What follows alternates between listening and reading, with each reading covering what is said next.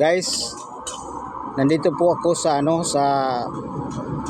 malapit sa tulay ng Barangay Hilusig, Mahaplag, Leyte.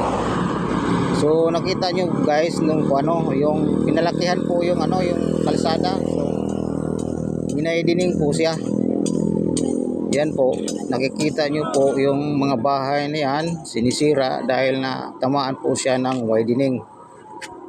Yan o. Ayan guys, nasisira.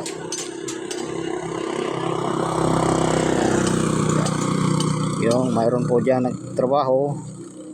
Yan o. So ngayon guys, mag-aayos po ako ngayon ng piso wifi kasi tinamaan po siya ng widening yung pinaglagyan ng bahay. So ililipat po siya